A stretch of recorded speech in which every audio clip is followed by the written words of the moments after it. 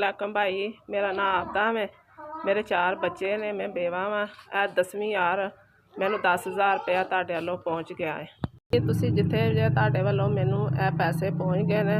अल्लाह पाक तुहाडी तंदुरुस्ती ते तुहाडी सेहत दे। तुसीं जिथे भी जे तुहाडे कारोबार च बरकत पाए। अल्लाह पाक तुहाडी तंदुरुस्ती सेहत दे, तुहानूं अर्शां दे भाग लाए। अल्लाह पाक तुहाडे कारोबार च बरकत पाए। अल्लाह पाक तुहाडी सेहत दे। अल्लाह पाक तुहाडी लम्मी जिंदगी दे, तुहाडे कारोबार च बरकत पाए।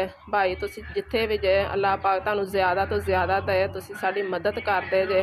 अल्लाह पाक तुहाडी तंदुरुस्ती। पैसे जिहड़े ने असीं 100 जगह ते इस्तेमाल करने वा। बच्चिआं दीआं दवाइयां लै आउने, घर विच घ्यो चीनी आटा जिथे भी सानूं जरूरत हुंदी असीं इस्तेमाल करने। घर ते 100 अखराजात करने, बिल तार लैने। भाई तुहाडी बड़ी बड़ी मेहरबानी। अल्लाह पाक तुहाडे माँ बाप की तंदुरुस्ती सेहत दे, तुहाडे कारोबार च बरकत पाए। अल्लाह पाक तुहाडे बच्चों की तंदुरुस्ती दे।